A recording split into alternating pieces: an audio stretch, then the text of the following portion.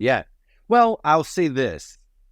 Then there is potential for change because awareness and insight is amazing, but in and of itself, it doesn't change anything.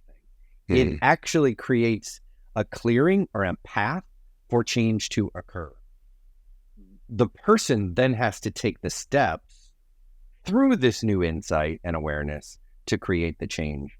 But it is the key that unlocks the door without question. Welcome to the Kooler Lifestyle Podcast. I'm your host, Matt Kuehlhorn, and I'm excited to have you join me as I interview community members and business leaders from the communities in which I live, work, and serve through my business Kooler Garage Doors. We're going to bring you highlights on characters in our communities. Why? Because community matters, and I want to know more about who is behind our business and leadership in order to understand and support the community fabric that our relationships make up. And collectively, we can build stronger communities that support our lifestyles, our youth, and our health.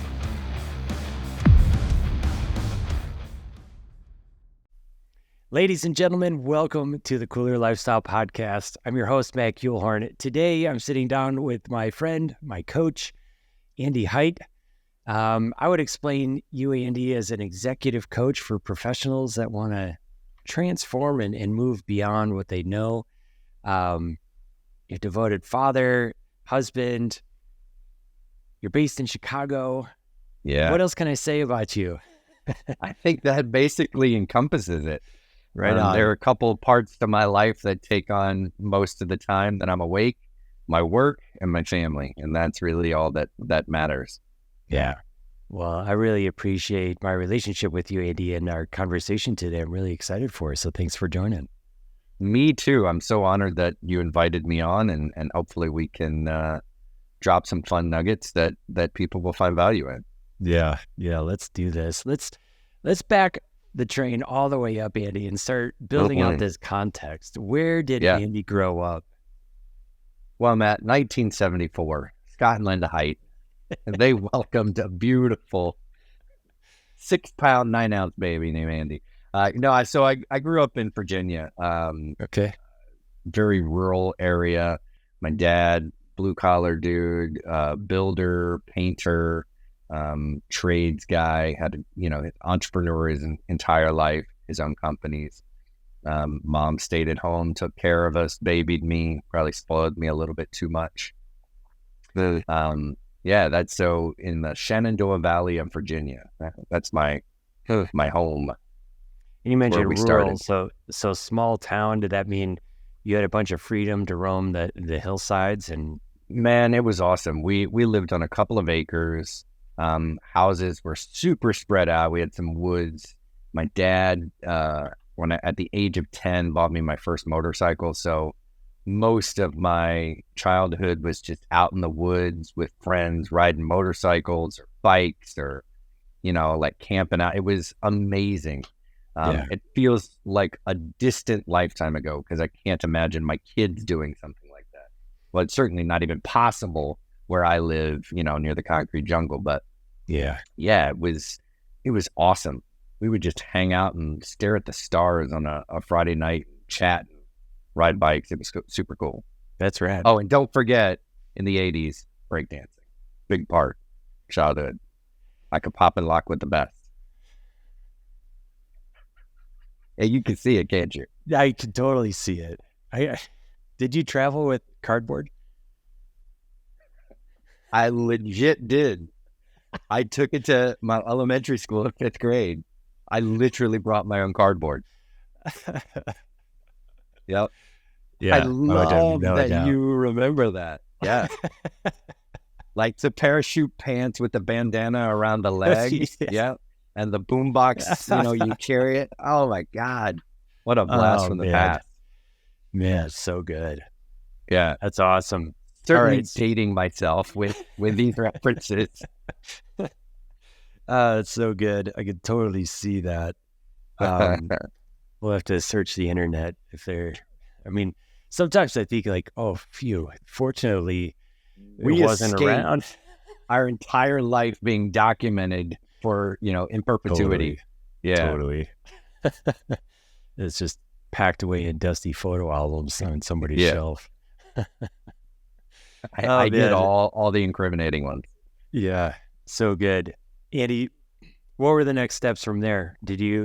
Were you college bound? Did you end up on higher ed? And so I grew up like in love with singing and the arts. My dad, my earliest memories, he was a singer in a gospel quartet. And I remember being like 6 years old, my mom picking me up out of bed, putting me on the bus because on a Friday morning because we were traveling off to some place for them to do a concert. I remember standing on a stage with my dad, like they'd give me a fake dummy mic because they didn't really want my voice coming through the system.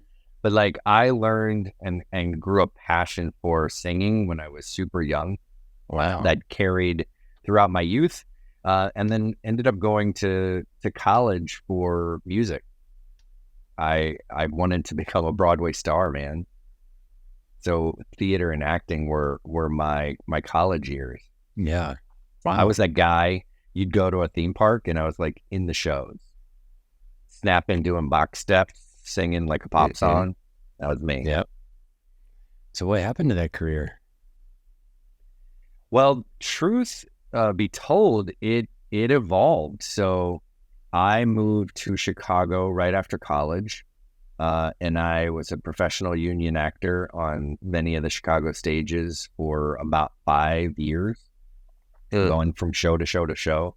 Always intended to move to New York to try and do the Broadway thing, but I kept getting work here, and I thought, I know people that are moving to New York, paying a lot of money to sleep on a floor and get jobs to come back to Chicago. So I was like, why would I not want to stay here and work? So I did that.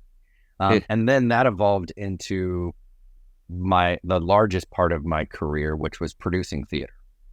I did that for like 15 years, commercial theater, before beginning this coaching practice. Interesting. Yeah. How do you think your education in theater, acting, and then production lends itself into coaching and or personal transformation? Yeah. Well, two things. Like since my early 20s, I've loved and been just thirsty for personal growth and transformation. Kind of like I know you and I've had those talks. You're the same way. Mm-hmm. The cool thing about theater is we're always trying to mine out the humanity in a story, in a character, in a person. And we have to think a lot about what motivates them. What is the essence of who this person, this character is, and what is their ego doing, right? A lot of what I did in that career was coach actors. And it's so similar to the work that we're doing now, which is like, let's get out of our head. Let's move beyond the stories that we're kind of that are driving us, and let's just be in the moment and go do our thing. It's very similar to the work I do now. Yeah. I love that.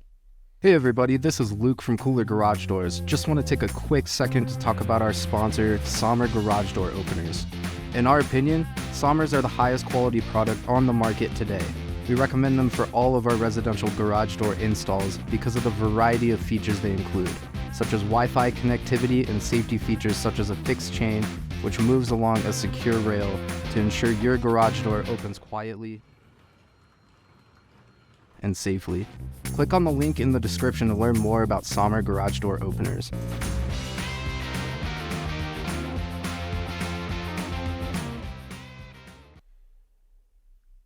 You talk about we're gonna just keep diving right in here. Love it. Your website talks about feeling like a shitty kid. Yep. And you talk about a little bit in here around therapy versus coaching. Mm-hmm. So I think that this is such a common theme among many humans around feeling like a shitty kid or not worthy enough or like an outsider, different. Yeah.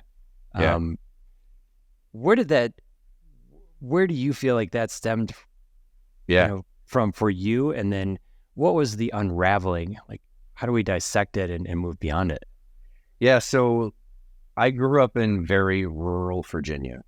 And for those of you that can't see video, I am half Asian. So I was bullied a lot for the way I looked. Got in tons of fights. Basically, it sort of, I adopted this idea because it's what I was told on a daily basis, that you're a piece of shit, that you don't belong, and you're unworthy of being in our circles. And that really cemented itself in my psyche and played out, and truth be told, still plays out at times, but all the way up until really had a strong hold on to me until my late 30s, early 40s. I always felt like I had more to give the world and to be for myself. But because there was that sort of layer on top of not quite worthy, it always created a ceiling for me to punch through and actually be the person, achieve the things that I knew I was always capable of. Yeah. What was the catalyst to, either bringing about that awareness that there is more, or that there is worth? Yeah. Or the mentors, other coaches, experiences? It's a journey, actually, that started when I first moved to Chicago. I remember being a depressed kid, not knowing a single soul, sort of sitting on my apartment floor in tears going, what the hell is going on with my life? And I picked up, there was a box that I brought with me that there was a book inside that a person gave me when I graduated high school. Never opened it. It was called The Road Less Traveled by M. Scott Peck. Have you read it? Mm-hmm. I have. So I dove into that book. So I thought maybe there's something in here that could help me. And truth be told, it ignited a spark that is still alive with me today, in terms of seeing that there is more possible for life if we, as Socrates said, know thyself. If we keep diving down and peeling back the layers, there's actually so much available. So that journey, I've since 23 have been unfolding and getting more and more curious through therapists and then coaches. And that's sort of how we've gotten here today. Yeah. Coaching actually is the thing that really opened up the doors for me, because while my therapists were incredible, they did so much for me. The cool thing about coaching that isn't always employed in therapy is that, great, here we are. How do we go out into the gym of life and practice something new? Right? And it helped me to quickly reframe and see new possibilities. I love that. In your experience working with professionals, and I understand like your coaching practice is for entrepreneurs, leaders that are pretty impactful, like making moves and playing big. I'm testing in my own theory here, Andy, but do you find that outward success is an internal game? 100%. 100%. 100%. Listen, any of us can show up without looking inwards, and we're going to get the results that we're capable of getting without the inner work, if that makes sense. The more we look inwards, the more that we identify our blind spots, those thoughts, beliefs, attitudes, perspectives, the mindset that we currently employ, the more we look at that, create awareness around that where it's holding us back, then with that awareness, all new things become possible. And so the more, big tenet of my work is self-leadership. You and I have talked about that a couple of times, and it's the work that we do, really. The more that we lead ourselves and pull out the best in ourselves, the more that we grow, the more on the outside that we'll see success and results and achievement and whatever it is that we're looking to create. Love it. What do you see from your perspective right now in this time as being the point of life? the point of life, man, you go right down to the bone. I love it. Why are we The here? point of life. I think that's different for everyone, right? But for me, I think the reason that I am here is to grow and evolve myself. And by doing so, it has ripple effects. I call it an ROI, the ripple of impact. So the more that I can grow, the more that can make an impact on the outside world, right? A rising tide raises all boats, not just one. And so what I am passionate about is helping myself grow. Therefore, I can help others grow. They can help others grow and sort of lean into their fullest potential. And when we do that, we have an army of people that are really bringing impact into the world through them realizing their own potential. I love that. So growth and evolution, I think, is, for me at least, the point. Yeah. What about you? What do you think the point is?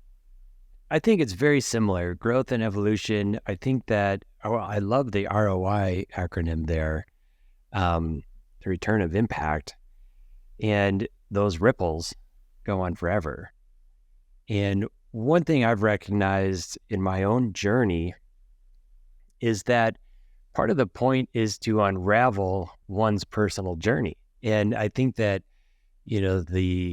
the soul comes in with lesson or lessons to learn. And through awareness, we can become more and more of the essence and thus bring more of ourselves out. Like, I love working with people and seeing their eyes shine. Like, when that ignites, It's like, oh, this is the juice. This is so good. When they get a new insight or some awareness that kind of helps them see a new color of themselves, maybe peel back a layer, man, that is, I agree with you. That is magic. And you made a point, and somewhere in your explanation, of where once that awareness, insight is brought forth, everything changes. Yeah. Well, I'll say this. Then there is potential for change, because awareness and insight is amazing, but in and of itself, it doesn't change anything.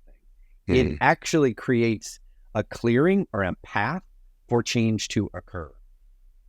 The person then has to take the steps through this new insight and awareness to create the change, but it is the key that unlocks the door without question.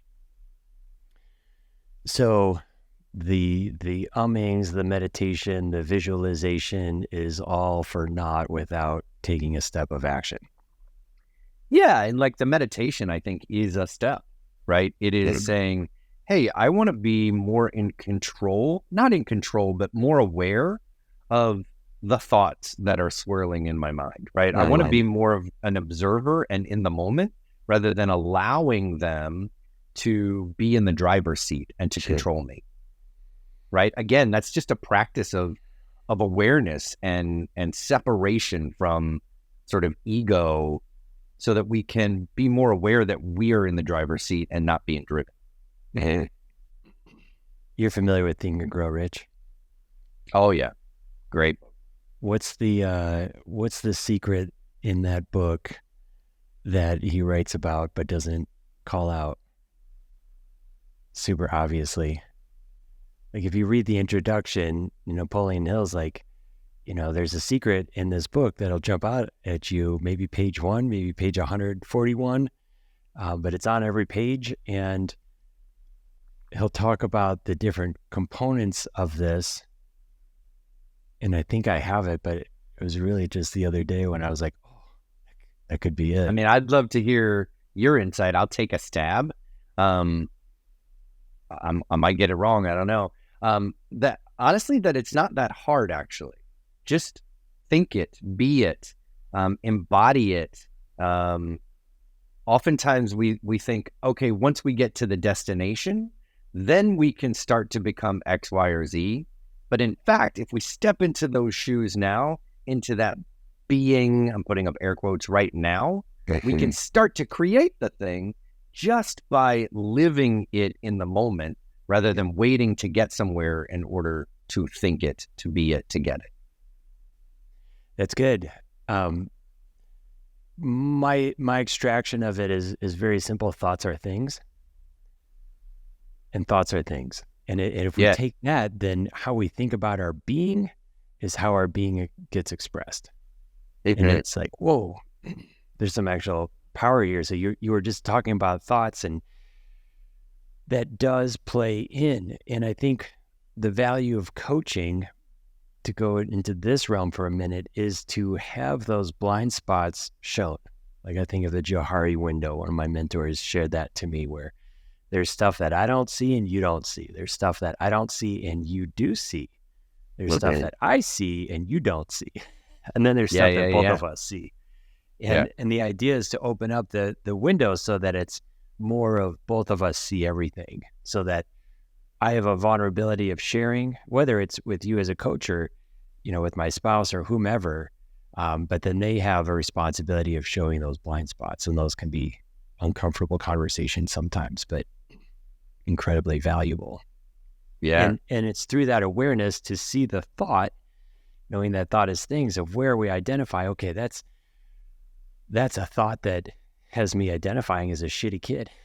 Yeah. Let's 100%. switch this. And because that does express itself.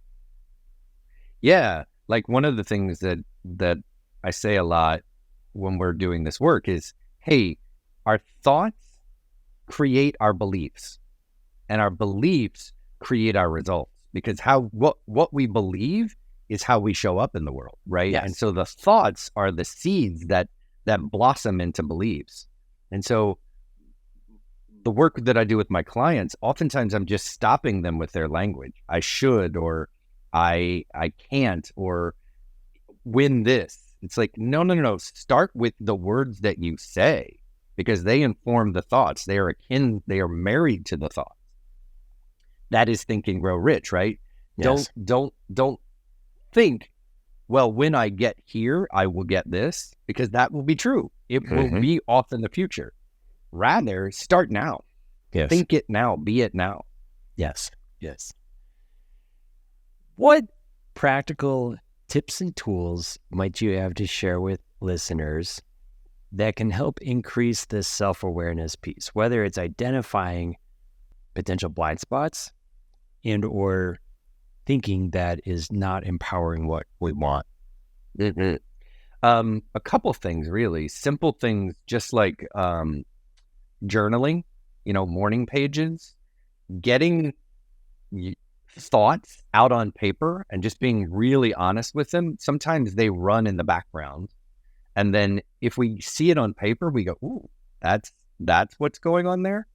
So really, perhaps journaling, just sharing with a friend, here's the truth of what I'm thinking and feeling, and have them reflect back. Meditation, learning to meditate is a really cool thing. There's some great apps out there that kind of peel back the curtain. Meditation can be very intimidating to some people.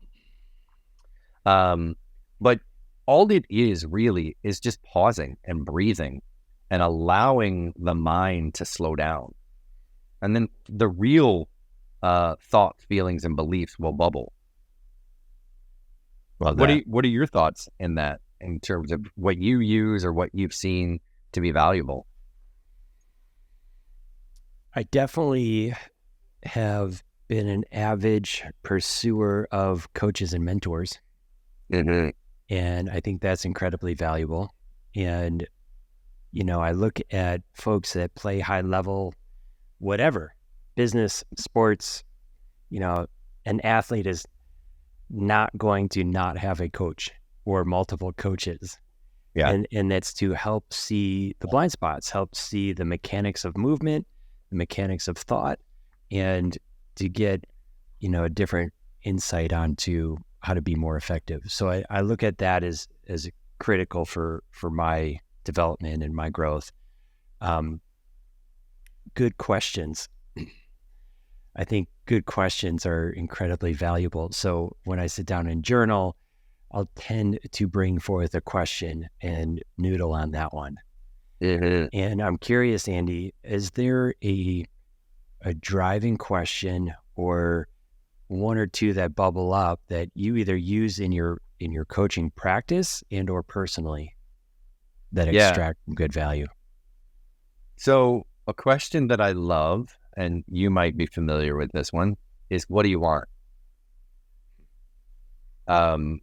Oftentimes we think we know what we want, right? We want to make $1 million. Well, yeah. Why? What will be available when you make $1 million? Is it just the paper? Oh no, I actually want like a little bit of security. Why? Right? What do you want security for? Like peeling back the onion to see what's really the motivation. I love what do you want? It is sort of the foundation of the work that we do. Another thing that I like to do for myself is an exercise called clearing. Oftentimes I'll wake up with a bit of anxiety, stress, or and I'll sit down and I'll just write down the beliefs that are creating the stress. Oh crap, I feel like I gotta find the next client.